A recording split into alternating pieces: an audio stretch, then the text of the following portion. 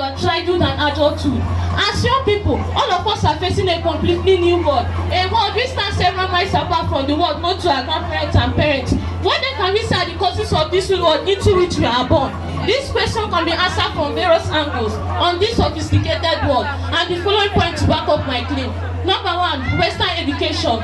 As is a world whose pattern has changed dramatically through the impact of Western education, we should realize that the aim of education is to make us practice what we are being taught by our teachers. In fact, we seem to be moving with time and its changing events. The styles and manners of our parents are strange to us. Our styles of old are known to our parents, and our styles should be likened to those of those basic animals and bush animals. Old fashioned, the two will be likened to oil and water, and they do not mix. Number two, civilization. Students report something severely criticized by the elders, if carefully considered, have definite purposes. Our parents, most of them are stark illiterate, criticizes our actions strongly, forgetting that it is education that opens our eyes and ears to watch and hear the irregularities in our social life. And since we have this sense of belonging, we feel we should play the part in the attempt to correct the use of this nation. These actions of ours have been criticized by our parents because our parents are not in support in it. Thirdly, mature thought. We are matured in knowledge and thought. It is a pity that our parents are not in agreement to the fact that we have far better chances of education than theirs. How rich they can, although we are young in age, we are made men and women in our thoughts because we have our education at an earlier age than theirs. Lastly, strength. Youth are mostly found in pursuing their causes, and they are determined to win the fight. So the elders are only envying the vigors found in the youth.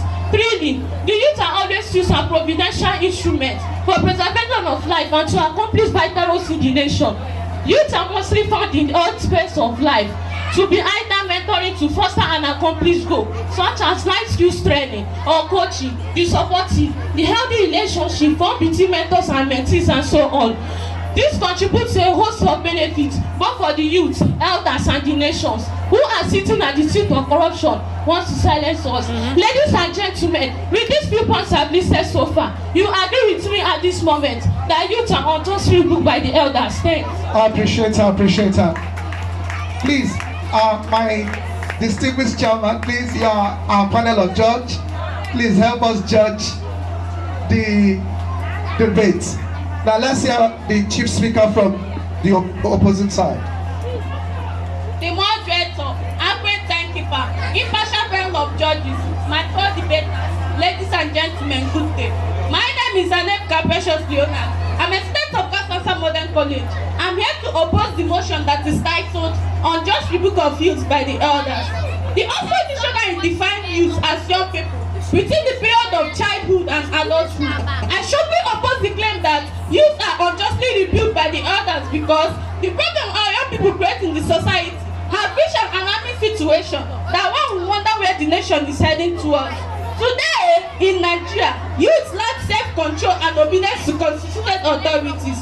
They are not afraid when they commit misdeeds like rioting, wavering, drug abuse, rape, prostitution, vandalism, truancy, etc. The way youth go around breaking down law and order, both in the family and nation, is disheartening, thereby perverting all forms of atrocities. Their essences need to be stopped by the elders so that we can have a healthy society. The following points are elucidated to buttress my claim. Firstly, moral decadence. The youth say, because of the Western education they acquired, therefore they are licensed to misbehave. It is not true. They forgot that both their parents and elders of the land have existed in this world and also acquired the same Western education they claim they had. Some of them that their degrees are up to professorship, yet still hold their integrity. They did not turn out to be outlaws, neither did they face the new world or stand to ridicule their parents that gave birth to them. What I can say is the causes of moral decay in the youth is the present evil world. The pattern of the world have changed youth dramatically. The pervasive evil system orchestrated by the devil, which is dictated in their lifestyle, disposition, language, etc., has greatly influenced them adversely and not the Western education their parents also had. Secondly, adolescence rebellion. Youth at this stage, regardless of education, revolt against their parents and elders, even the society in general. They see their parents and elders as old-fashioned and out of touch with time. Parents and elders look at them as being radical, rebellious, and too wide. This is the source of trouble at home and in public places because it is the period they deliberately defy authorities. Leadership role cannot be committed in their hands because they lack self-control and obedience to constituted authorities. The irregularities in our society today can only be tackled by God and not the youth. They have no sense of belonging because they have nothing to offer because they have no sense of belonging to remedy solutions to the ill of the nation, nor in the management of the affairs of state. Example was a case that happened at Anambra State recently about a 17-year-old youth that was rebuked for burning his food. The youth got offended and waited for neighbor to take light at night. He then used a wooden pestle to hit the elderly man that rebuked him severally until he died. Thirdly, wait for independence. Youth at this period want to be independent and desire no interference in their social life, be it parents or society. They also desire to take on more real responsibilities and interact with people across a broader range of ages and circumstances. This period is a period of storm and stress for them. This is the time they feel that they are old enough to be independent, have identity formation. This is why some of them stay away from home and even refuse to explain their whereabouts on their return home. Independence is seen in many dimensions in them, like economic independence, joint independence, kidnapping, robbery, and other acts of arson. They are old and bold to challenge any constituted authorities, even though they are valuable components in the service of our nation. The elders need to stop their excesses justly so that they can be good patriotic Nigerians, serve honorably, and represent our country very well across the globe. Lastly, media influence. Social media influences youth to a great degree. They may say it is civilization and education. The television, radio, newspapers, magazines, advertising, all influences youth negatively. They are more impressive than other age groups because media plays a large role in the way youth feel themselves. By shaping images of what they are supposed to be or do, how they are supposed to dress, talk and act, media shows them this in simple television shows. Youth learn more about violence, killing, hooliganism, gangster, brutality, worthiness, lewdness, and deviant behaviors through Hollywood and Hollywood movies they watch on televisions, video films, and musical videos. Today's youth want to be entertainers, pop stars, musical artists, and athletes instead of training for a career in school to attract to leadership positions. They want some kind of cutting corners. This is why some social miscreants and corrupt politicians in the society using them to achieve some political aims, making them live in affluence, showing them with money and guns to keep on perpetrating evils in the nation. Ladies and gentlemen, with these few points I have listed so far, we are going to see that this unruly behavior needs to be reduced by the others. Show them love. Put your hands together for her. I think it's a Kopuaka. Oh, Waka Moroga Mokoha. Let's hear from the second speaker. Good day, the moderator. All other protocols duly observed. My name is Moses Sylvia. I'm a student of God's Answer Modern College. I'm here to add to the motion that says unjust rebuke of the youth by the elders with the following points. Firstly, wrong notion. Our brains have this notion that youth, which is also known as adolescent age, is a challenging period and a frustrating time in life. I disagree with this notion. Rather, it is a period that one is old enough to be on his own, and yet is feeling a sense of independence. Youth at this period are attempting to find some sense of identity, which is why they act and dress so well. Even though they are all that present in behavior, they are bold, they have energy, they are adventurous and prepared to take risks. Youth must appeal with the visions of the future, the most valuable component in the service of our nation. Elders rebuke youth unjustly because they don't want us to be perpetrating Nigerians and save our father's land, and they sit on the seat of power and aggrandizing to us. Such spirit of non-patriotism is not found in the life of the youth. Rather, they want to effect a change for good. Furthermore, unfair attacks on our dress. Our elders attacks on our style of dress and music many prejudices to try the status of women with the time. Most of these are imported into the country by them. One wonders why. Therefore, our parents who allow their importation should not run to adopt us for adopting them. These dresses and music portray the gaiety and vitality of the youth. After all, much work is done by the for charities and liberty. Therefore, our actions in that regard are aimed at helping the elders who are taxpayers to build up a nation of peace for ourselves and generation yet unborn. Many of us who are serious and responsible citizens are working towards living more the far better place than it was when we are born into it. Ladies and gentlemen, with these 3 points of mine, the place now at your feet and it's not going to get you rolling on, and I feel that youth are unjustly removed by the elders. Appreciate her. Please put your hands together for her. It's not easy to stand and talk. Now let's hear from the second speaker of the opposite side. Good Good day, Mr. Speaker. All other protocols duly observed. My name is Ndumele Chama Hope. I'm a student of God's Answer Modern College. I'm also here to oppose on the motion that says unjust rebuke of youth by the elders with the following points. Firstly, advancements of technology. Youth today are constantly using what is called technological advancement wrongly, such as the internet, smartphones, androids, laptops, tablets, libraries, etc. Though these advancements are good in themselves, when in wrong hands they can be very dangerous. Proliferation of these sophisticated devices, even handphones, apparently has replaced the need of reading, social interaction, other pastimes that used to be norms years gone by. They have negative effects on the youth. These devices have separated the youth from reality. For instance, youth getting goals like telemarketing, see them chatting on the road or anywhere they are found with their headphones on. This has made them divert their attention from parents and elders in the society and the primary responsibility of getting education. When they are studying to get good grades or even get admission to the tertiary institution that take more complex responsibility in a nation is defeated. Furthermore, societal conditions such as living in poverty, loves and crime, poor neighborhoods led to high antisocial behavior among the youth. Environment is first youth great. They are born into the social world and every aspect of their development, including physical, intellectual, and cognitive development, is affected by the society. Youth begin quite early in life to interact with the society, and better part of their life is modeled by society. They join cultism, robbery, kidnapping to satisfy their economic needs. They also exhibit aggressive or violent behavior due to lack of good moral upbringing. If the youth are not built by the elders, just as the scripture stated that train up a child the way it should go, where it's old will not pass for it. When the nation is left in their hands to manage, they will collapse it instead of building it up.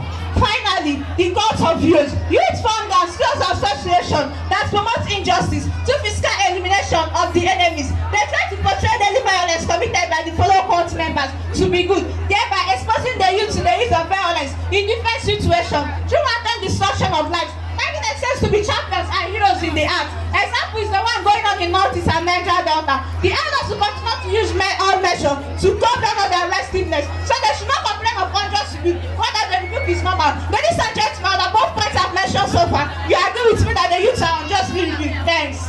Appreciate her. As we welcome the last speaker of the proposed side. Good day, the moderator. Accurate timekeeper, panel of judges, my co-debater, ladies and gentlemen. My name is Okeke Precious. I'm a student of God's Answer Modern College. I'm also here to propose the motion on the topic that says unjust rebuke of youth by the elders with the following points. Firstly, a worthy commendation. Youth are supposed to be applauded with a happy commendation from the elders and not unjustly rebuke or criticized for the increase of knowledge, skill acquisition, mentoring through discovering their potential, enhanced self-esteem and self-confidence, and so on. All these personalities are gotten from education. Youth are here to promote nationality and integration. Secondly, contribution to the growth of the nation economy. Youth are nation builders, recalling how the nation will look like without the youth. These are people with their vibrant knowledge, established to develop common ties and to promote nationality and integration. Inculcating discipline in the youth by instilling in them a tradition of industry at work, patriotic and loyal services to Nigeria in any situation. Raising the morale of the Nigerian youth by giving them the opportunity to learn about the higher ideas of the national achievement, social and cultural improvement. Lastly, youth are light. Just as the Bible quoted in the book of Genesis that let there be light and there was light. Youth, anywhere they are found, shines as light. This is the reason why family that does not have a child, the hope of the future of that family is man. Others know this as truth. Youth with their willpower develop the attitude of mind, acquire to shared experience and suitable training, which will make more amenable to mobilization on national interest. They can also acquire the spirit of self-reliance by encouraging them to develop skills and self-employment to contribute to the accelerated growth of the national economy. If this is so, it is unreasonable for the elders to be rebuking the youth and the masses that have to win promotion of the country. Ladies and gentlemen, with this part of this talk, I believe I'll be able to convince you and not confuse you that youth are unjustly rebuked by the elders. Thanks. Please appreciate her. Put your hands together as we listen to the last speaker of the opposite side. Good day, the moderator. My name is Omenike Sasasa. I'm a student of God's Answer Model College. To summarize the above topic, I have the following points to add. Firstly, dysfunctional family cohesiveness. Family is the first stage of man living together with other human beings. The home is supposed to be a place of class resort for the youth. Unfortunately, some parents fail in providing a holistic training for their children. This is why some children turn to be outlaws. In homes, some parents do not afford the desired atmosphere for living. The attitude of their children tends to reflect these shortcomings. Agents are relentless family conflicts like domestic violence, child abuse and neglect, lack of definite guidelines for children, and bad examples of parents affect the development of the youth. Many of the negative vices found in the youth lack confidence of parents because they fail to carry out their responsibility of proper training of the youth. Yet elders of the land must correct their excesses. Secondly, peer pressure. Peer pressure is the influence that the peer exerts which encourages youth to change their attitudes, values, or behaviors to conform to the group's norms. Peer conformity in young people is most pronounced with respect to style, taste, appearance, ideology, and values. It is commonly associated with episodes of military taking such as drug abuse, delinquency, rioting, and so on. Because these activities commonly occur in company of peers and leads to youth making wrong decisions, cultivating bad habits, and losing their identity or individuality. The others want youth to have peace, happiness, progress, and success in life. That is why they want to shape the behavior of the youth through correction.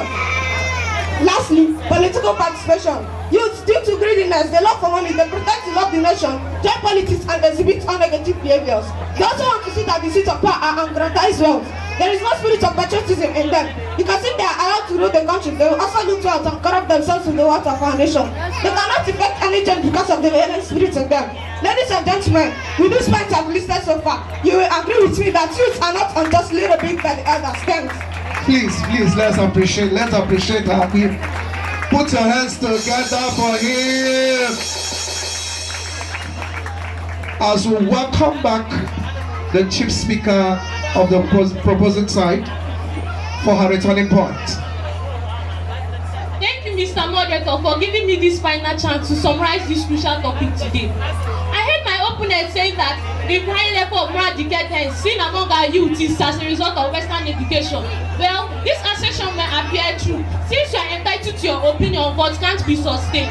What is Western education? It is an education system that is characterized by the process of assimilation and learning of customs and practices of Western culture. Mr. Speaker, I stand to challenge my opponent's disposition that moral decadence in our society is caused by Western education. Didn't our parents pass through the rigors of Western education? Western education started 1842 in Nigeria and has made so many impacts in us, which includes improved standard of living, development of science and technology, international relationship. Western education has only affected our character positively and not negatively, as stated above.